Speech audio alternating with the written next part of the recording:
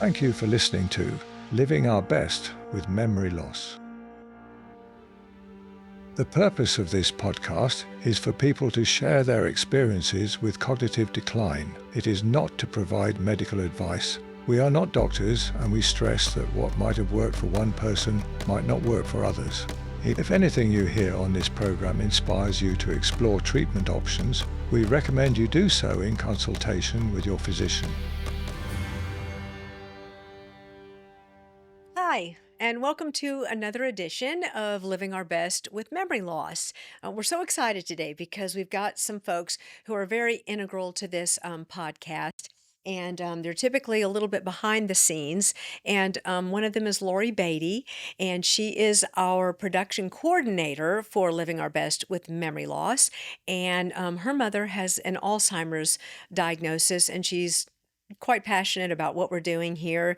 And so it's just great that you finally get to meet her because she's so important to this podcast. And Jeffrey Cunningham is our editor, again, behind the scenes, but critical to the end product and so much more. And he's so passionate about our podcast as well. And we've known him a very long time. He's worked with River Media for eons. I thought decades would would make me sound too old. And of course, you guys know Debo. Today we're giving our hosts a little bit of a break because during the edit and then while Lori's reaching out to people to join the podcast, and then when we bring folks either with a diagnosis or their caregivers to our podcast room located within River Media, we've noticed that sometimes folks have a hard time finding the room. We often lead them and Lori guides them back, or we offer them water, but it's a bit of a maze around here. And we thought that we should lean on our good friend, Adria Thompson, to advise us how to greet people, where to bring them into the room, what cameras to look at. There's just a lot involved putting together this podcast. So Debo and I created a video, and we took that video of the space and where people park outside and where they come into, and we sent it to our dear friend, Adria Thompson. Now, if you'll recall, Adria Thompson has been on our show before. She's a renowned speech and language pathologist. Making signs with people with dementia, part 1. Signs are super helpful to compensate for short-term memory loss. If they can see it, then they don't have to remember it. When you make a sign, make sure that it's in bold print, easy to read, very simple. Pictures help too. She's known around the country and around the world for her helpful posts. They provide so much information for folks. We just love her to death. So she agreed to take a look at that video and tell us what the heck we're doing wrong. Or right, I'm hoping. So here's our friend, Adria Thompson. Adria, thank you so much for joining us. Oh, I'm so excited to have this conversation. Thanks for having me. You're welcome. So, all right, so you got the video that we sent you, and you can see where we were concerned? Yeah. Oh, it's definitely a maze. I mean, you said that when you were describing it to me, and then seeing it in person, I even had to like rewind a couple of times and like, wait, which store is this? Like it was difficult for me even in video sometimes to figure that out. So I imagine that experience can be difficult for someone with cognitive impairment too. So you had described to me that you felt like, it's you want this podcast and this whole entire experience for the individuals participating in it to be not stressful, to be just an opportunity for people to communicate their real life experience. And we want to provide an opportunity for them to do that in the easiest way. And so, one thing that I remember talking, or I started to tell you, but I was like, let's save it for the podcast, is this concept of cognitive energy, right? So when someone has any kind of cognitive impairment, and what I mean when I say that is just a difficulty or a change in thinking skills. So that includes memory changes, that includes thought organization, problem solving, attention. So any of those thinking tasks. When someone has a condition like mild cognitive impairment or dementia, they have less of those skills. And so there is a good analogy for this called the spoon theory. And this was created by someone describing what it's like to live in chronic pain. But we often use this spoon theory to describe what people with dementia are experiencing as far as cognitive energy goes. So here's the idea. Let's say, Lori, you and I start the day with 40 spoons. Now, the spoons just represent a unit, okay? So 40 spoons of energy.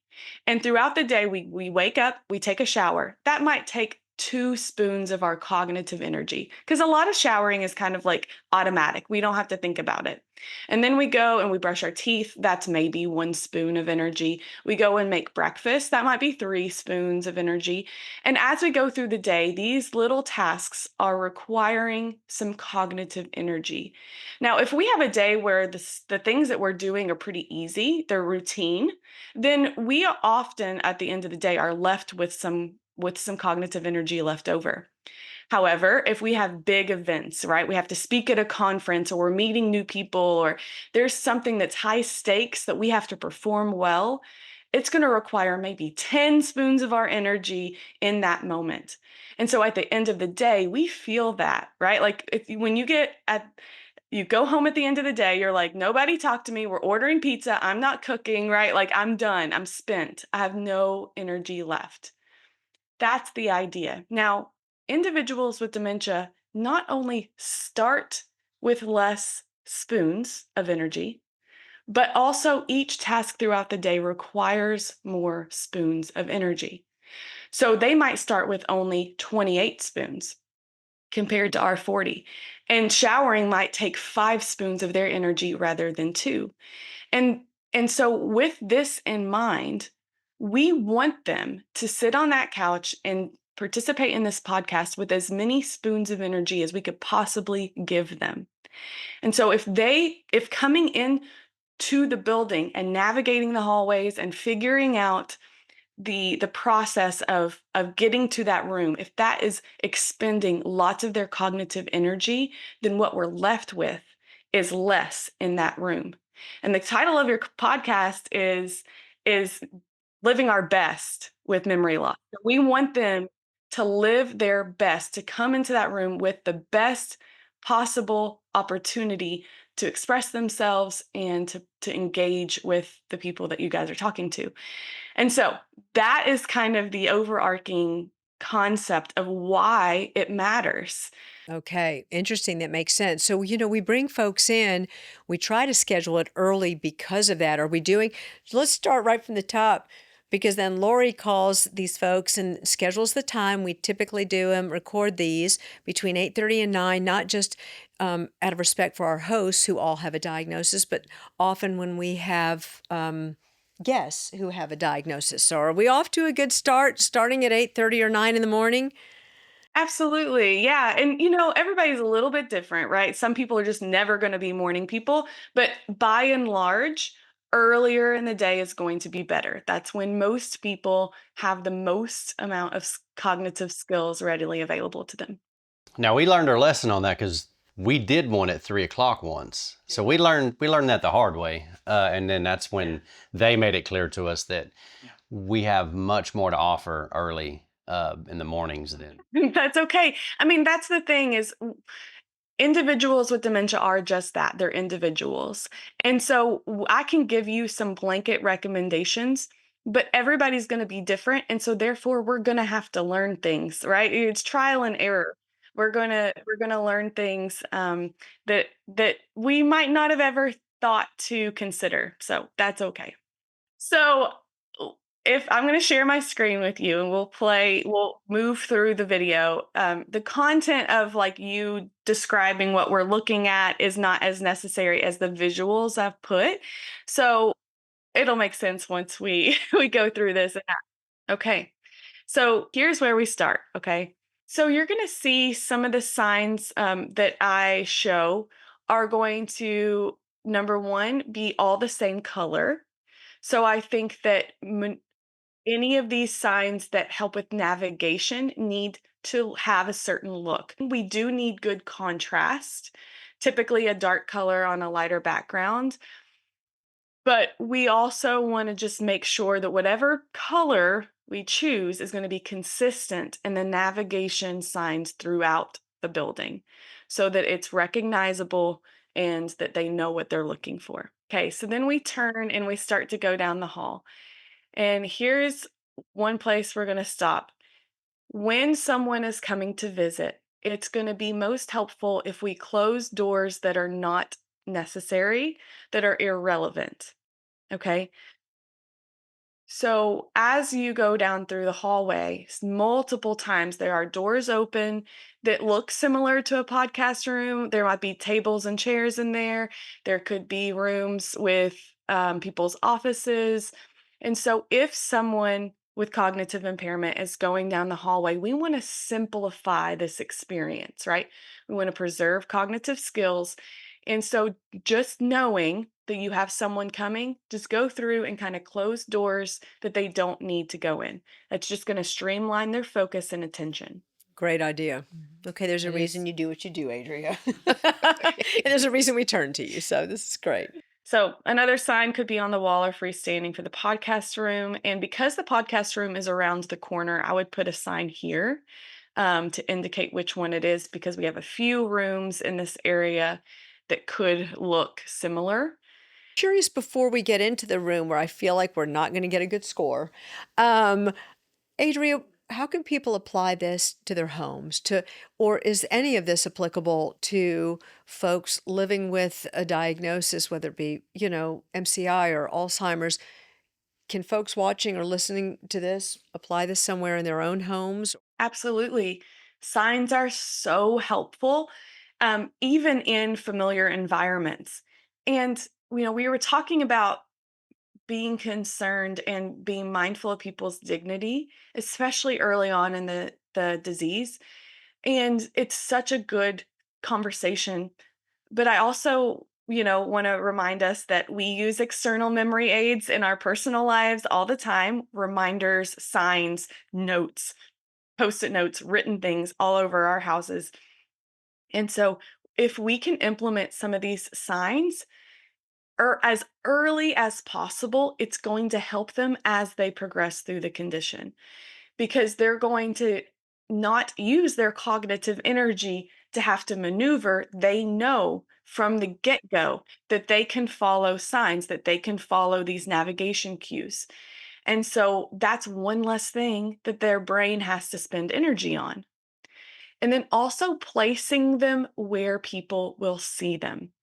That is the biggest thing. So we're going to do a little bit below eye level, wherever that eye level is for people. So if they're in a wheelchair, it needs to be much lower. If they're tall, if they're short, we got to modify that. So all of these things can be used. I mean, I recommend people put restroom signs on their bathrooms in their own home because that's recognizable, that's consistent, that's going to just decrease any kind of confusion. And especially if someone is visiting a family member or they're in a space that they're not familiar with, having these kinds of signs, which you can just print off of Google, to be quite honest, it doesn't have to be anything complex, can be really helpful and it can be really reassuring so that people aren't having to rely on you, Lori B, to say, where am I going? What do I do? Where's the restroom? Where's this? It makes them more independent by putting these signs up. I'm going to do that. I'm going to do that today because at my parents' house, my aunt in the middle of the night is walking into their bedroom because she's looking for the bathroom. But yeah, Wow. great idea. In the middle of the night, also for bathrooms, there are toilet lights that you clip on the side of the toilet. It makes the toilet bowl glow. So it's almost like a moth to a flame. Like you just follow the light, it gets you to the bathroom. So those have been really helpful too. But yeah, people are just doing the best they can. When people wonder, I'm putting this in quotation marks, often they're looking for something. They're not just aimlessly like walking, they're looking for something. They might not always know how to communicate that. But if we give them the tools that they need to find what they're looking for, then we can make, like I said, it's on one side we're like, oh, this is infantilizing them or this is like a dignity issue, but no, we're making them more independent so they don't have to rely on us. That's so important. I love that. This is great, Adria. Yeah, thank you. Yeah, you're welcome. All right, so let's go into the podcast room. I don't actually, you did not fail. I think, first of all, beautiful room. Love it. So we have three main cameras that you describe that sometimes you might say, okay, Bob, look at the camera on the wall over there. You look at the left camera. And so I think what would streamline this process so much is to have a picture of something recognizable above each camera so that we can refer to, look at the Tennessee camera. So in this camera, for example, I'm thinking of my Knoxville friends. I'm in Kentucky. I know. I'm a UK Wildcats girl, so to put a volunteer sign, I love you guys, all right? Big of you, huge. Yeah, I know. Could have put a Wildcat. So, all right. So we have, and it doesn't have to be this, but anything that's like recognizable, we can make it fun, right? Like make it something that stands out. But I would recommend that they be completely different from each other. Okay. Oh, So interesting. so not three animals or have three fruits, but to have completely different realms and things. So I had a Tennessee tea above one of the cameras. I have a pineapple above the other and a shark above the other, right? You can use people's personalities. Like if there's certain, above Debo, we want to put like a cactus or something because he's prickly. I don't know. Whatever could be memorable, right? She knows you well. She knows you. Told you I'd say it. No offense, I made that up. I don't know.